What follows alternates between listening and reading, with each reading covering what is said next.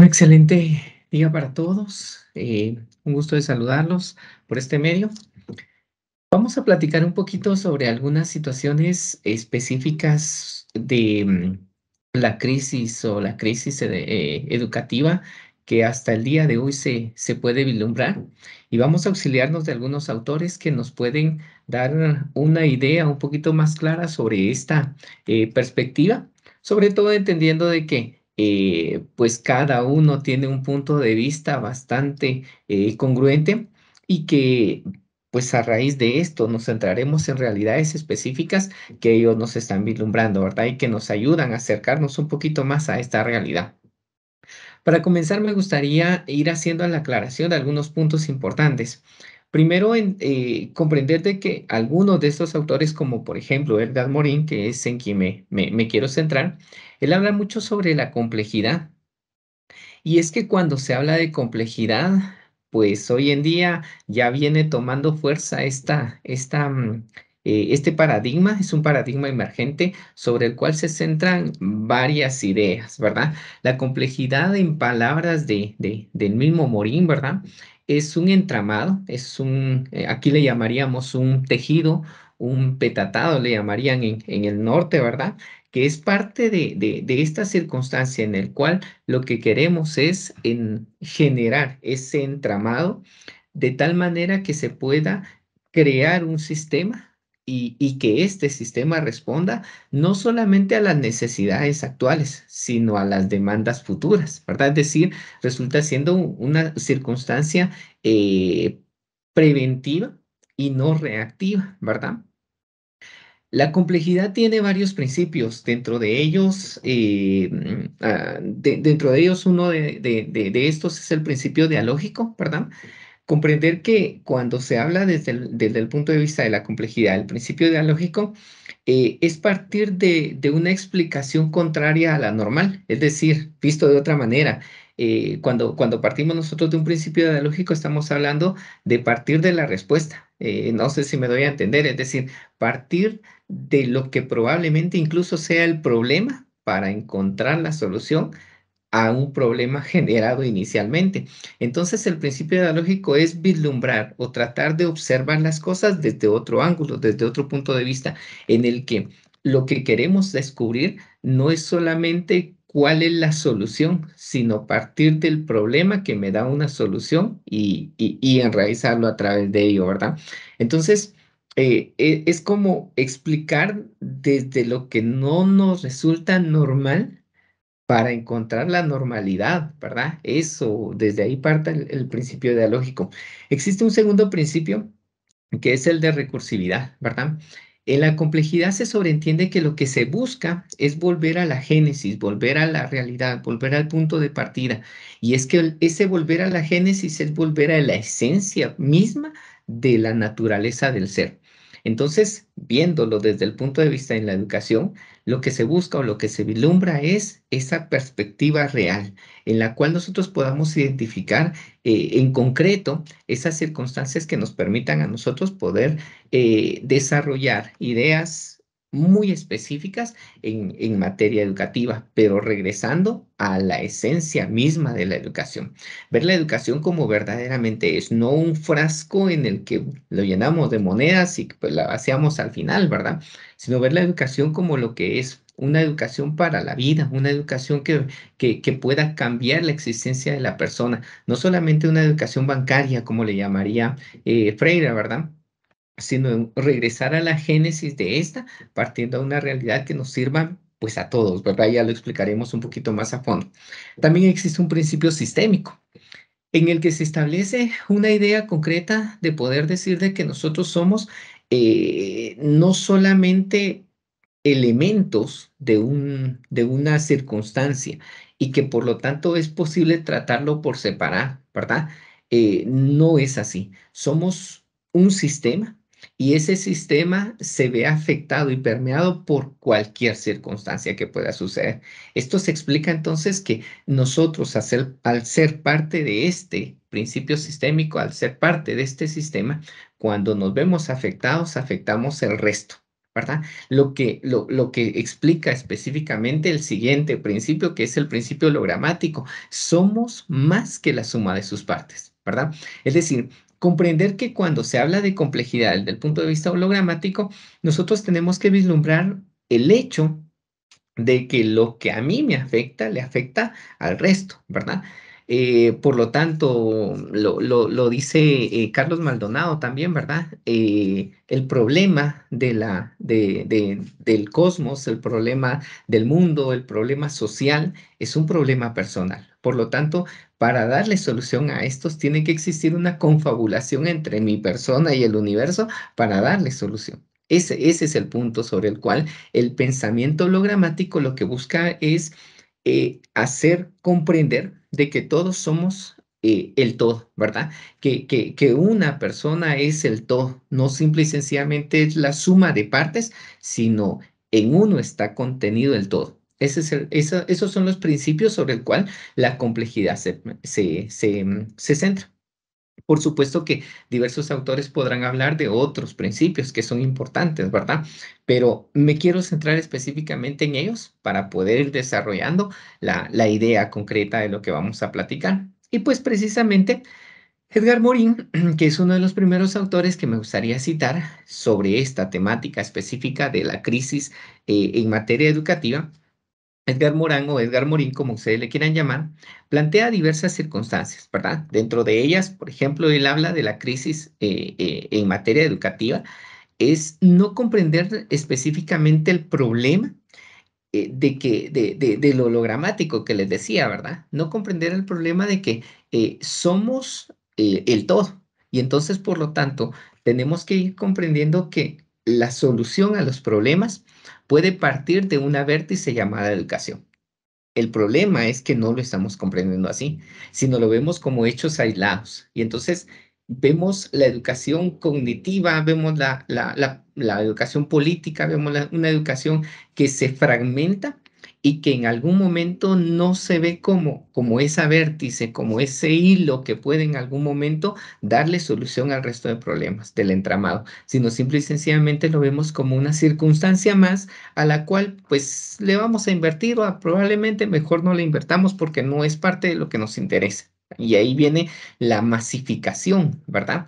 O incluso, como Edgar Morin lo llama, la homogeneización o la estandarización. Y ese es otro de los grandes problemas en materia educativa.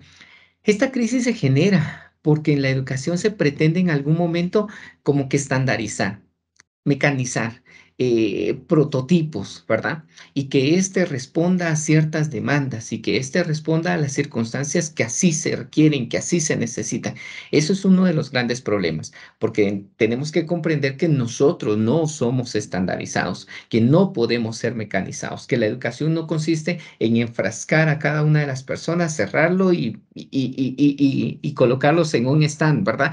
Porque no se trata de eso. La educación no puede partir a una realidad en el que solamente se generen ciertos estándares y que si no se cumplen con estos, entonces no es educación. O en todo caso, que si yo no sigo la línea, la vía, el método que a mí me enseñaron, entonces no estoy haciendo educación porque no es esa la perspectiva. El no estandarizar consiste, incluso me atrevería a asegurar que consiste en poder establecer criterios basados en ecología profunda, en isomorfismos, que nos permitan a nosotros vislumbrar una realidad totalmente diferente a la cual estamos acostumbrados, basarnos en un pensamiento del sur, basarnos en una realidad totalmente distinta. Y aquí volvemos a caer otra vez al principio dialógico, ¿verdad? Encontrar a raíz del problema, encontrar la solución, ¿verdad? No partir buscando una solución, partir a agrandar el problema para en medio de esto encontrar la solución. Y esa es la idea de no estandarizar. Pues al estandarizar, simple y sencillamente lo que estamos haciendo es determinar un criterio que a una persona probablemente o que a un grupo de personas se les ocurrió y que en algún momento nada nos desmiente que esta estandarización pueda ser a conveniencia de otro grupo de personas, ¿verdad? Entonces, esa es parte de una crisis que se está viviendo. La fragmentación, la segmentación sobre todo, esto es parte de la crisis que se está viviendo. Y es que si hablamos nosotros de la fragmentación o segmentación, Debemos de identificar que, que solamente lo que se está haciendo es ver a la educación como una parte de, ¿verdad?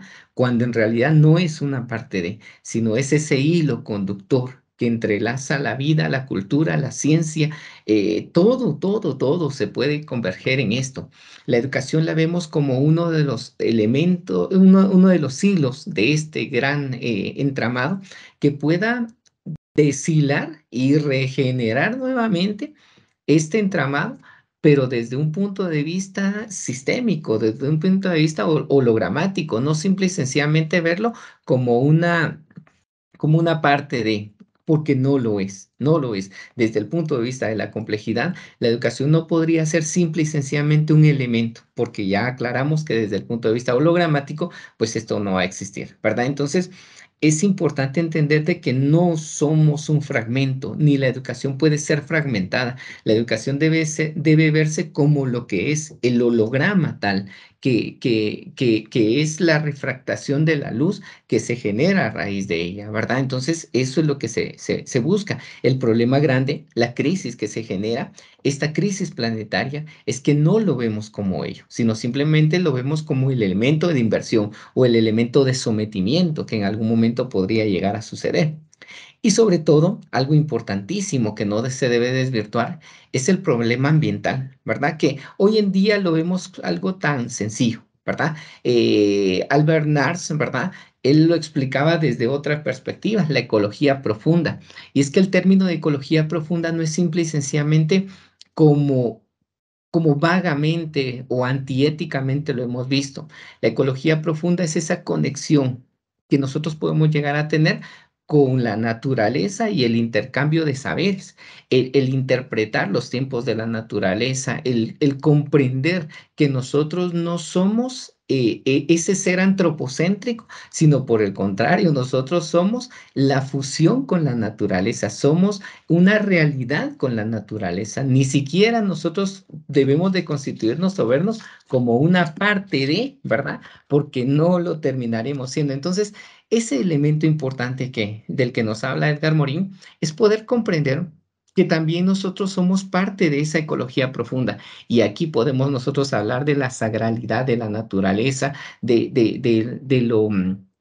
lo místico de la naturaleza y por eso les decía al inicio, incluso me atrevería a asegurar que aquí tendríamos que estar hablando de la ecología de saberes, de los isomorfismos que nos permiten poder vislumbrar una realidad diferente, de la transdisciplinariedad que podemos nosotros encontrar, realidades totalmente diferentes a las cuales pues nos han mecanizado a ver normalmente. Entonces, parte de esto, Edgar Morin nos habla muchas veces del desaprender, ¿verdad? Él incluso dentro de muchos de sus libros habla sobre una metamorfosis y buscar las vías para este desarrollo. También está la vía, también está el método, que él nos habla un poquito sobre este tipo de circunstancias, pero en esencia debemos de comprender de que lo primero o el primer paso que tenemos que dar es el desaprender. Y el desaprender es ese término en el que vamos a utilizar nosotros analógicamente para poder ir explicando que no se trata de, bueno, entonces todo lo que aprendí fue malo, porque no se trata de eso, si no, no estaría, miren, si negáramos todo lo que tenemos hasta el día de hoy, simple y sencillamente esto que estamos haciendo no se podría dar a cabo, ¿verdad? No se lleva. ¿Por qué razón? Porque entonces estaríamos negando lo que se alcanzó.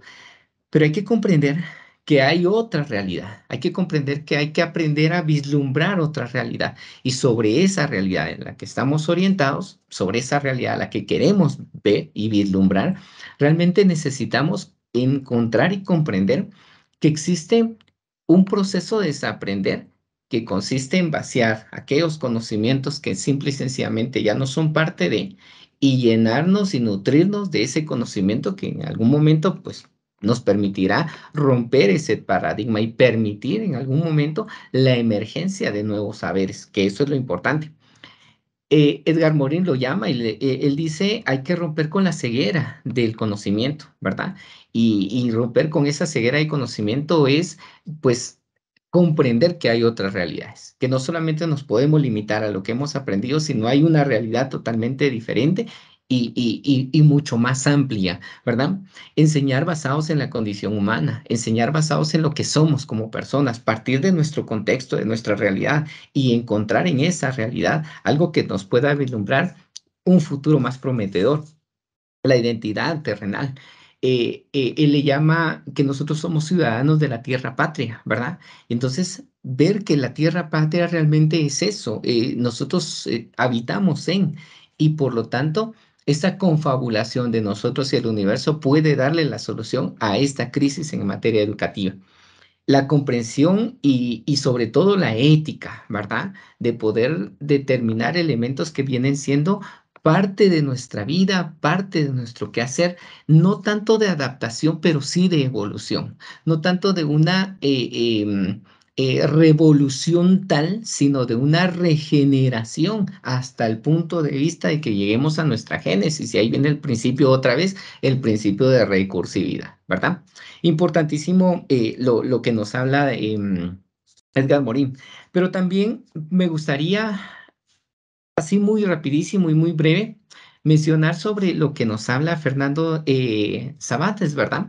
Que él ya se centra en elementos muy parecidos de lo que nos habla Edgar Morin. Y existen varios, ¿verdad? Pero yo quiero mencionar algunos. Dentro de ellos, él habla mucho sobre los contenidos de enseñanza, el qué estamos enseñando, qué es lo que estamos desarrollando, hacia qué nos estamos orientando, por qué lo estamos haciendo, por qué el contenido es ese, ¿verdad? Y entonces ahí vienen las preguntas no solamente de la razón de ser, sino del por qué es que existe determinadas acciones en ese sistema educativo, concretamente, ¿verdad?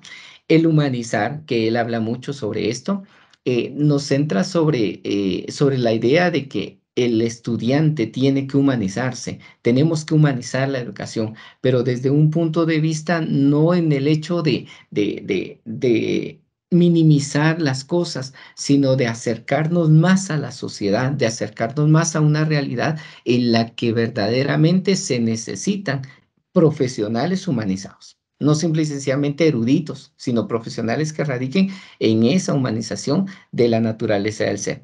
Y él coincide con Edgar Morin en que el ser humano tiene que ser el ciudadano de la patria, de la tierra patria, que permita en algún momento ser el que pueda cambiar desde su plataforma la perspectiva de vida que se puede tener. Wagner, otro de los autores, que me gustaría citar, también habla mucho sobre el pensamiento crítico. Y es que aquí tenemos que tomar en cuenta lo siguiente. Cuando nosotros hablamos de un pensamiento crítico, hablamos nuevamente de un pensamiento hologramático. Ahora, el punto de vista es que no podemos ser nosotros criticones, ¿verdad? Eso es totalmente aparte. El tener un pensamiento crítico es tener un pensamiento abierto, es tener un pensamiento del sur, es tener un pensamiento que nos permita a nosotros encontrar esa solución a diversas circunstancias. El problema radica en que normalmente nos volvemos opinistas porque no tenemos un fundamento claro de lo que estamos hablando. Y ese sí es un gran problema.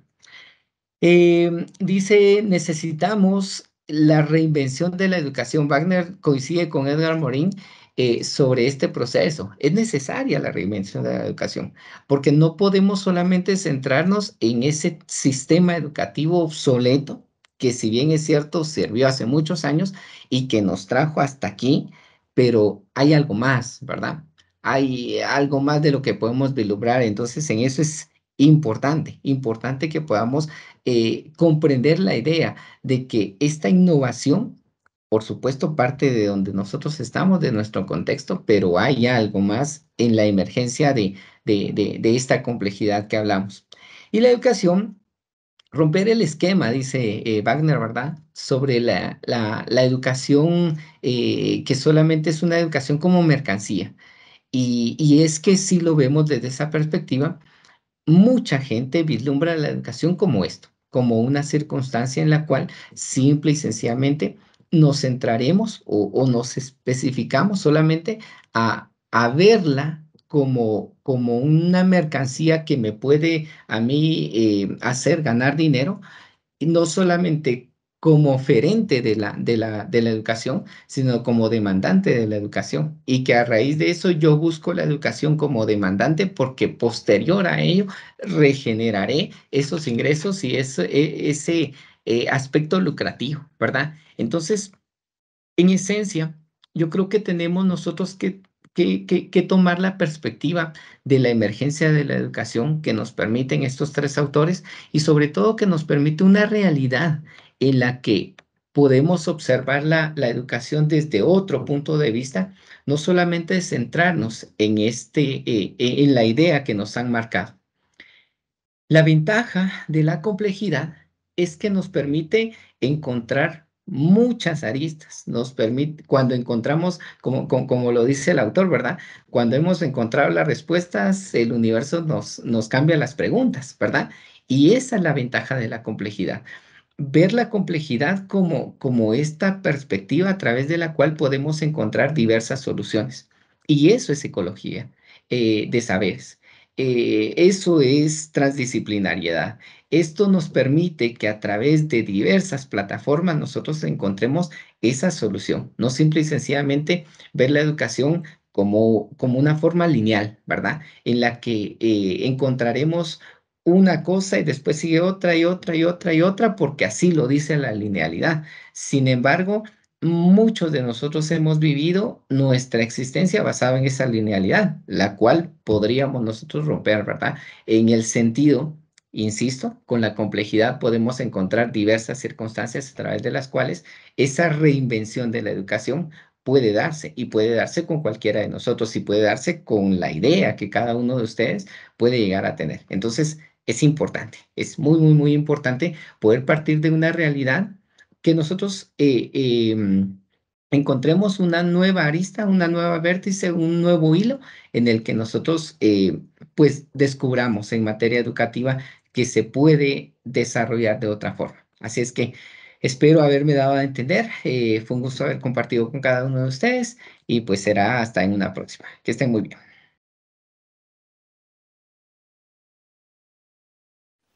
Soy Baltasar Castro, docente de la Universidad Rafael Andívar, sede Escuintla. Compartiré algunas ideas sobre el nuevo Pacto Educativo Global del Papa Francisco y Educación con Calidad de UNESCO. Iniciaré por el primer tema. El 15 de octubre del 2020, el Papa Francisco, en un videomensaje, invita a todas las familias del mundo, a las universidades, a todas las comunidades, a todos los centros educativos, a sumarse e involucrarse en este nuevo Pacto Educativo Global. Para ello propone 7 pasos. 1. Poner a la persona en el centro de toda acción educativa. Esto para emerger su especificidad, respeto y valorización de la identidad de cada persona. 2. Escuchar a las jóvenes generaciones. Esto para construir juntos un futuro de justicia, paz y fraternidad. Se propone para los formadores y educadores promover el protagonismo de los estudiantes y garantizar la participación de los representantes estudiantiles en los centros educativos. 3. Promover a la mujer. Favorecer la plena participación de las niñas y las jóvenes. Reconocimiento de los mismos derechos, dignidad e igualdad entre hombre y mujer. Y condenar la discriminación y la violencia contra todas las mujeres del mundo. 4. Responsabilizar a la familia. Ver en la familia al primer sujeto educador. Participación de representantes de padres de familia en los colegiados de decisión. Fomentar caminos de formación y autoformación para los padres de familia. Número 5. Abrirse a la acogida. Según la invitación del Papa Francisco, educar y educarse en la acogida implica abriéndonos a los vulnerables y marginados. Educar para la apertura y encuentro con el otro. 6. Renovar la economía y la política. Implica estudiar nuevas formas de entender la economía, la política y el desarrollo para la familia humana. 7. Cuidar la casa común. Implica custodiar y cultivar nuestra casa común, protegiendo sus recursos, adoptando estilos de vida más sobrios. Afinar la capacidad de conducir el corazón a la belleza de la creación y crear espacios verdes en los centros educativos. Tema 2. Educación con calidad, según UNESCO. UNESCO, como entidad de Naciones Unidas, promueve acceso a una educación de buena calidad. Percibe el aprendizaje en 2 niveles, del estudiante y del sistema de aprendizaje. Del estudiante. Número 1. Salir a buscar a los estudiantes. Es la educación que da la bienvenida al estudiante. Se esfuerza por lograr que todos los estudiantes reciban educación. 2. Lo que trae el estudiante. El estudiante es participante activo. Trae experiencias de vida que refleja su sistema previo como actual. El contenido tiene que ver con la calidad educativa, pero debe ser sujeto de revisión, puesto que hay necesidad de materiales relevantes. Incluye la educación sobre derechos humanos, igualdad de género, respeto por la tierra y por otras formas de vida. El siguiente punto, en cuanto al estudiante, según UNESCO, se refiere a los procesos. Tiene que ver con procesos educativos de calidad, la forma en que se permite a los estudiantes plantear y resolver problemas, el trato a diferentes estudiantes del mismo grupo, a docentes y administrativos. Requerimiento de docentes bien formados, capaces de usar métodos de enseñanza y aprendizajes centrados en el estudiante. Entornos de aprendizaje. Debe haber higiene adecuada, sanitarios accesibles para todos. Promover la salud física y mental. Por otro lado, el nivel sistémico. 1. Estructuras y procesos administrativos y de gestión. El sistema educativo debe ser justo y transparente para todos los que lo habitan. Las reglas y las normas deben ser claras. 2. Implantación de buenas políticas. Algunos de los esfuerzos más exitosos para poner en práctica buenas políticas son aquellas que han logrado construir un nivel de participación de docentes y estudiantes en su realización. Número 3. Marco legal apropiado. Una legislación debe facilitar los cambios necesarios del sistema educativo, tanto en lo micro como en lo macro. Debe atender a las obligaciones de provisión educativa, la asignación de recursos, no solo económicos, sino también humanos y de tiempo. Recursos. Una educación de calidad necesita recursos y debe reconocerse toda la amplitud del rango. Los recursos no solo se refieren a financieros, sino también recursos humanos y de tiempo. Medición. Conocimientos. Logros cognitivos esenciales que los estudiantes deben alcanzar. Valores, solidaridad, equidad de género, tolerancia, respeto a los derechos humanos. Competencias. Competencia de dominio de la resolución de problemas, de la experimentación, del trabajo en equipo y para aprender a aprender.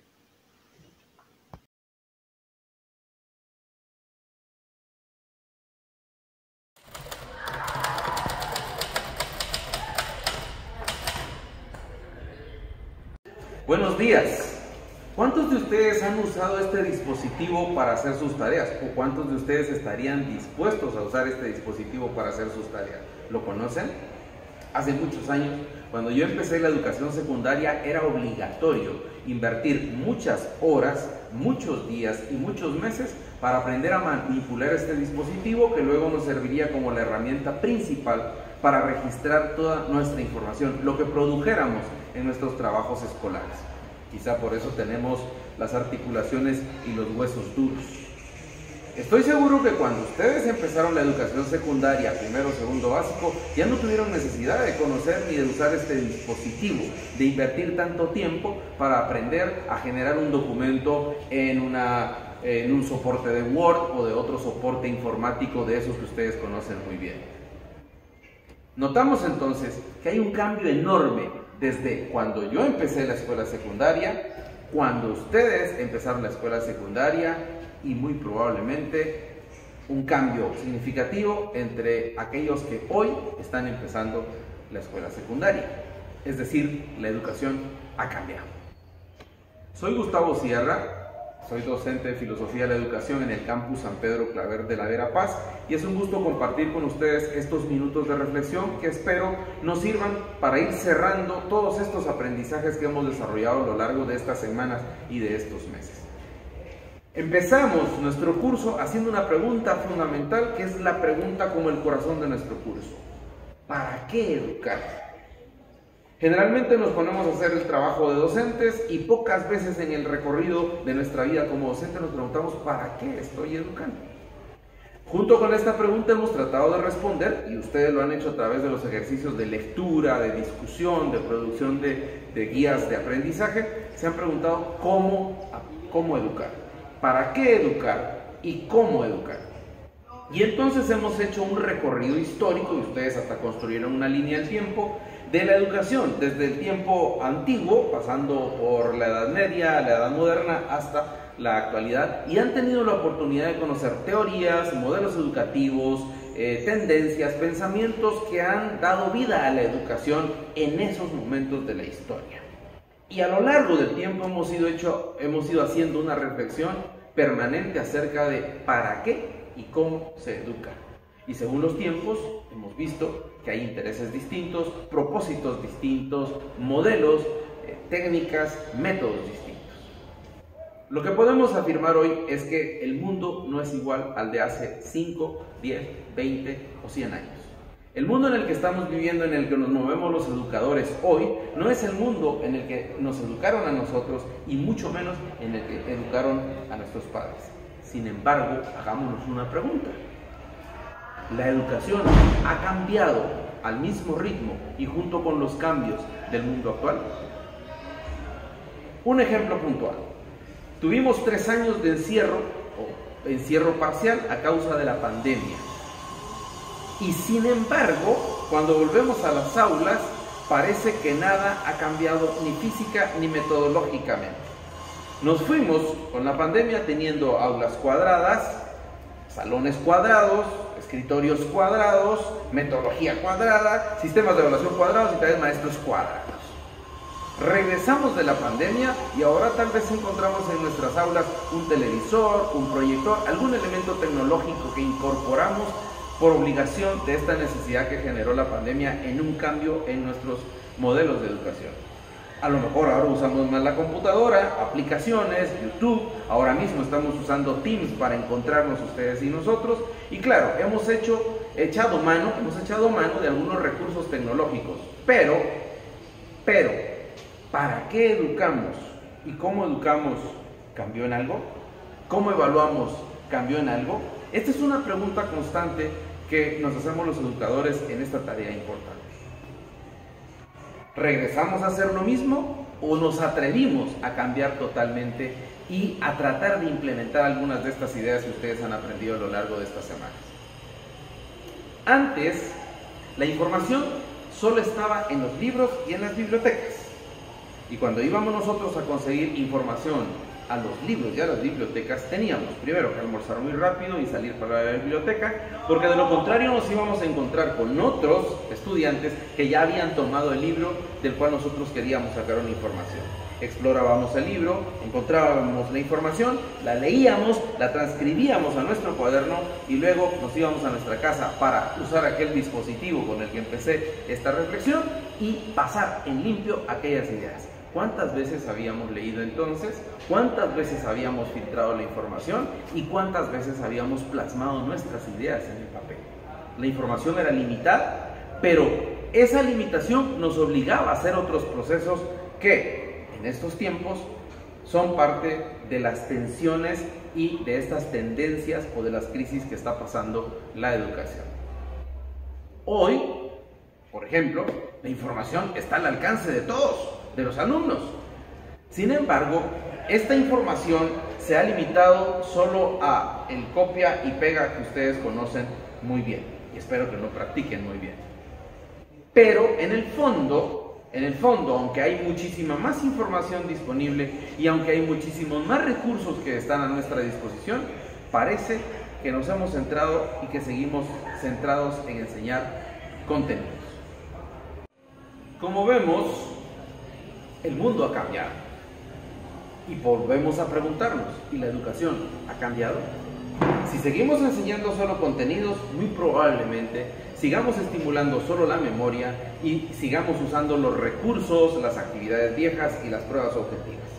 Ayer que tuve una oportunidad de asistir a una conferencia de educación con un experto español, se hablaba mucho de esto y alguien decía, no es posible que 10 años después un profesor de tecnología de la información y la comunicación, que enseña computación, pida como actividad de aprendizaje a un grado X que hagan una maqueta de una computadora. Y otra vez una maqueta de una computadora en donde está el monitor, el CPU y el ratón. Y entonces decía el experto, por Dios, los tiempos han cambiado. La disponibilidad de recursos está a la mano. ¿Por qué no mejor vamos a la bodega del colegio, a la bodega del establecimiento, sacamos una máquina vieja y hacemos que los niños la desarmen, la descompongan en sus partes, que experimenten con el tocar, el aproximarse, el hacer, el aprender haciendo desde la realidad? Pareciera que el mundo cambió, que la realidad cambió, pero la educación no avanza. Y entonces encontramos algunas tensiones bien importantes, por ejemplo, con los alumnos. Ahora tenemos alumnos más activos y menos atentos. Si antes, cuando yo estudié educación, se hablaba de que había unos parámetros de atención que iban más o menos entre 20 minutos dependiendo de la edad, 45 minutos y una hora, crean que esos tiempos se han reducido considerablemente. Y entonces ahora se cree que la curva de atención y concentración de los educandos es muy limitada y que oscila más o menos entre 10 a 15 minutos, luego de lo cual la atención y la concentración empieza a decaer. Y lo hemos visto en algunas de nuestras clases, sobre todo en estas clases que ahora tienen una larga duración. Después de muy cortos periodos, si no cambiamos de actividad, si no cambiamos de recurso, si no nos movemos, si no hacemos una tarea de grupo, la atención totalmente se cae. Y esto es un reto para los docentes. ¿Estamos preparados para lidiar con jóvenes y niños cuya atención y concentración es limitada? Tenemos en este momento que nuestros estudiantes tienen diferentes intereses, diferentes a los que yo tenía, a los que ustedes tenían cuando fueron a la escuela, diferentes entre sí y diferentes a los nuestros. Probablemente no es que no pongan atención, como les estamos poniendo aquí en esta imagen, ¿verdad? Mamá, no es que tenga déficit de atención, es que no me interesa. ¿Cuánto de lo que estamos enseñando les interesa? ¿Y qué hacemos para engancharlos a esto que les estamos enseñando? Esto es un punto importante para preguntarnos ¿para qué educamos? ¿Cuál debe ser la finalidad de la educación en este momento, en este siglo, en esta realidad? Otro dato curioso para que ustedes lo vean. El Currículum Nacional Base Guatemalteco, el CNB, fue diseñado y publicado más o menos entre el 2005 y el 2009. 2005 para los grados inferiores, preprimaria, primaria, hasta más o menos 8 o 9 para el nivel secundario, básico, y diversificado vino muchísimo después. Desde entonces, si a esto le sumamos 3 años de pandemia, preguntémonos, ¿está actualizado? Después de 15 años, después de 15, 18 años, lo que se debería aprender hace 15 años, ¿es lo que la sociedad está demandando en este momento?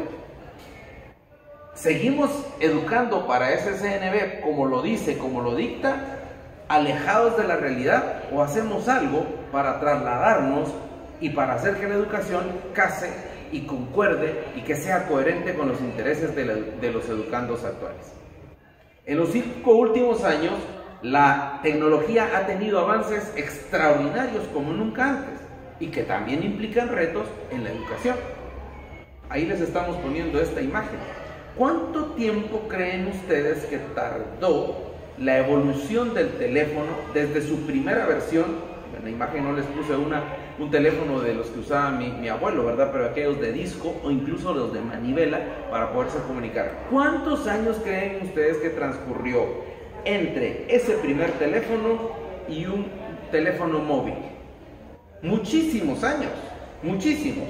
Y sin embargo, la evolución entre el primer teléfono móvil y el último iPhone o el último teléfono inteligente ha sido extraordinaria y ahora les toma meses, quizás semanas, para producir una versión que es totalmente diferente. El mundo está cambiando a esa velocidad. ¿Y la educación? ¿Y la educación? Quisiera invitarlos ahora a que escriban en un minuto, que escriban en su cuaderno algunas amenazas y oportunidades que implica la tecnología para la educación.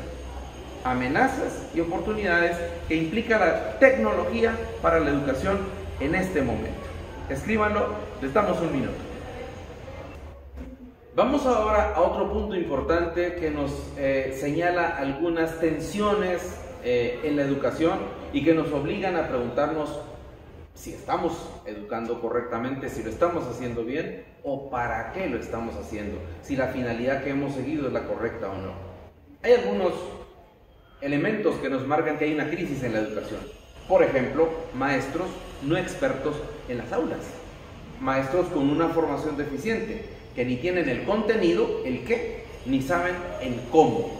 Y esto nos pone en una situación bastante compleja que nos hace pensar qué tenemos que hacer, para qué formamos ahora docentes, para qué formamos especializados como ustedes que van a tomar en sus manos la educación dentro de 2 o 3 o 4 años. Por otro lado, encontramos que la educación está bastante desvinculada de la realidad social, de la realidad política, de la realidad ecológica. Ya hemos recorrido todo este tiempo. Recuérdense cuando, por ejemplo, Freire nos hablaba que la educación debe estar engrapada totalmente a la libertad y al quehacer de los seres humanos y no debe ser un motor de opresión, de control, sino debe ser más bien una oportunidad para liberarse y para pensar de una manera libre, con juicio crítico, personal. Hemos pasado por otros autores que nos han dicho que somos seres sociales y que por lo tanto debemos también enseñar a vivir en sociedad. Hemos pasado por otros autores importantes que nos han enseñado que no podemos dejar las emociones por un lado, sino que debemos atenderlas también en nuestra acción educativa, aunque parezca que nuestra especialidad no tiene nada que ver con ellas. Por ejemplo, preguntémonos, nosotros como educandos a nivel universitario, pero nuestros educandos a nivel secundario, la población en general, ¿se involucra socialmente? ¿Cuántos están interesados en lo que ocurre en la sociedad? ¿Y cuántos hacen algo para convertir estas situaciones de disparidad, injusticia, inequidad, desigualdad que hay en la sociedad? ¿No debería ser eso un fruto de la educación que recibieron? ¿Tiene la población juicio crítico para votar? Fíjense que a propósito que tuve que ir a la capital para esta conferencia que les hablaba, me encontré con una terrible decepción. Primero, la información de la primera encuesta de Prensa Libre que nos dice quién es la persona que está encabezando la intención de voto. Una persona que, para llamar la atención, se hace acompañar de un sujeto vulgar, soez, que con palabras totalmente abusivas y fuera de la moral llama la atención. Este es el modelo de sociedad que queremos, este es el modelo de líder que queremos, este es el tipo de líderes que hemos formado en las escuelas. Y avanzaba un poco más y me encontré con unas pancartas promoviendo un partido político, aquí les dejo para que lo vean, con unas expresiones igual de vulgares, que aunque estén disfrazadas, nos hacen pensar en, ¿esta es la educación que hemos dado? Y entonces es importante recordar algunos otros autores que ya estudiamos en este curso, como Kohlberg, como Scheller, como Kant, y nos decimos, ¿y los valores? ¿Recibieron una formación integral para hacer una campaña de este tipo? ¿O qué pasó con sus educadores y con la educación? ¿La gente pone la basura en su lugar? Tenemos una demanda, y ahí les estoy dejando otra imagen, una demanda del gobierno hondureño porque toda nuestra basura está cayendo a los mares de ellos y sus playas están contaminadas. ¿Y quién tira la basura? ¿Y qué ha hecho la educación para cambiar esa situación? Nuestros estudiantes, ustedes, ¿saben utilizar bien la tecnología? ¿Saben decodificar y discriminar la información que reciben? Cuando consultan en las páginas de internet, revisan y leen 10, 20 páginas antes de seleccionar algunas que pudieran apoyarles para hacer su trabajo. O ahora están recurriendo también a la inteligencia artificial y diciéndole, yo solo quiero una tarea de tantas páginas que responda a esto, y la inteligencia artificial se los hace. ¿Estamos usando adecuadamente la tecnología? ¿Estamos enseñando para usarla con juicio crítico, con responsabilidad? A veces recibimos tareas de contenido sin coherencia y lo único que nos dice es, tampoco sabemos usar nuestra inteligencia y nuestra capacidad de razonar para hacer una tarea. Pareciera que la educación perdió el rumbo. Por eso, el reto es que la nueva finalidad de la educación es enseñar a pensar. No enseñar a absorber contenidos en esa educación bancaria de la que hablaba Freire, sino enseñar a utilizar esa información que hemos obtenido, más toda la que nos ofrece ahora el internet y las redes sociales y toda la tecnología, para pensar y para pensar correctamente.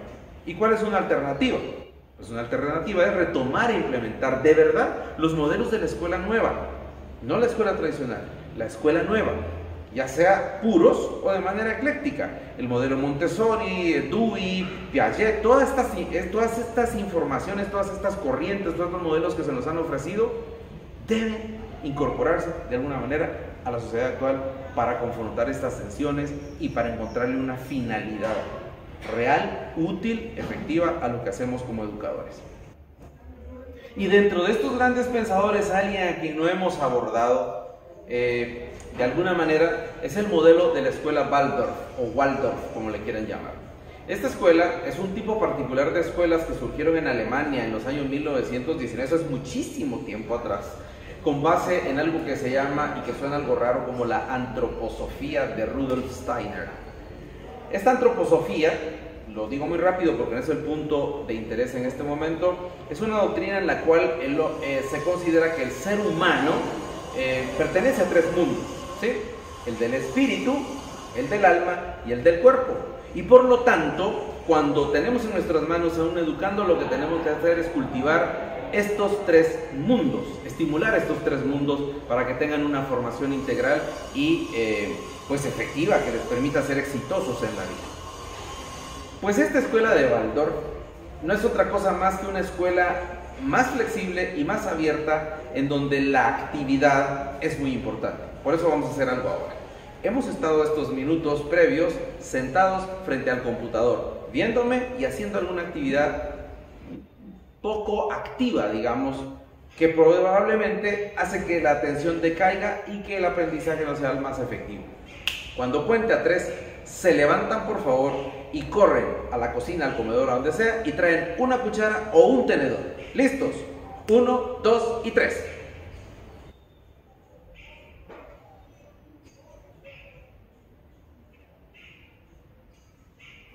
Ok, seguramente con esta simple actividad rompí su monotonía, su postura rígida y su atención, y los obligué a que su cuerpo se moviera. La escuela de Waldorf nos invita a que el cuerpo esté siempre en movimiento, porque estar sentado tanto tiempo no es natural.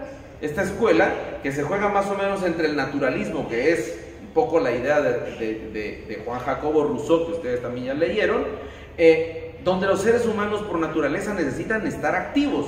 Por lo tanto, un proceso de aprendizaje en donde queremos tener a los niños, siéntese, cállese, no se mueva, regrese a su lugar, no casa con la naturaleza humana y mucho menos con las exigencias y la personalidad de nuestros alumnos en estos tiempos. Esta escuela de Waldorf hace un gran énfasis en las actividades prácticas. Sus planes de estudio son flexibles, se adaptan a la necesidad de los alumnos, hay permanente juego, trabajo artístico mucho, actividades manuales, rondas, tareas prácticas, horarios específicos y especiales también diferenciados. Hay una preferencia para las materias naturales y hay un poco de recelo o reserva con relación a utilizar la tecnología. Esta escuela no es muy de la tecnología. En este tiempo diría, no computadoras, eso que están haciendo no es correcto. Tienen a los muchachos ahí sentados detrás de una computadora durante 3 horas. Esto no es correcto porque no responde a la naturaleza humana. No son muy pro-tecnológicos y son más para actividades prácticas, para actividades lúdicas y para actividades en donde mantengan bastante movimiento y concentración a los alumnos, como las artes. En la educación secundaria, que más o menos se da entre los 14 años a 17 o un poco más, en la educación secundaria ya son docentes especialistas en las áreas académicas, ¿sí? Cada quien sabe y maneja la información lo suficiente para poder estimular la investigación, el aprendizaje autónomo, el aprendizaje cooperativo que se estimula mucho en este modelo, pero no se descuida la actividad manual y las artes. El objetivo es fomentar la comprensión, el juicio independiente, los ideales éticos, la responsabilidad social. Esta escuela busca que al salir a la calle, los educandos sean seres libres, independientes y creativos. Este modelo de Waldorf promueve el desarrollo de la imaginación y la creatividad, algo que hicimos en el ejercicio de la semana anterior. ¿Se recuerdan que les mandamos a diseñar un material didáctico, etcétera, para su especialidad, los de matemática, los de tecnología, en fin? Bueno, eso es desarrollar la imaginación y la creatividad, el trabajo colaborativo en pequeños grupos, el respeto a las etapas y tiempos de cada estudiante y la autonomía del estudiante. Como ven, lo que hemos hecho estas semanas, sin que tal vez lo notaran, es impulsarlos a pensar en lo que aprenden y cómo lo aprenden, pero también a experimentar diferentes formas de aprender. Lecturas a través del aprendizaje autónomo, el proyecto que están haciendo y que nos presentarán la próxima semana, en donde solo tuvieron nuestra guía, pero ustedes fueron totalmente libres para organizarse, investigar, generar, aprender y que nos van a dar un producto. El análisis, la reflexión y el autoaprendizaje que hemos hecho a lo largo de estas semanas. Ahora pueden tener una idea que a la vez los hemos motivado a su práctica para que como docentes en su especialidad, matemática, física, biología, comunicación y lenguaje, especializados en preprimaria, o docentes especializados en la enseñanza de la tecnología de la información y la comunicación, busquen modelos nuevos que hagan que sus alumnos se enamoren de su materia, porque solo así podrán captar su atención, su interés y lograrán que aprendan de verdad en la vida. Ojalá volvamos a encontrarnos en algún momento.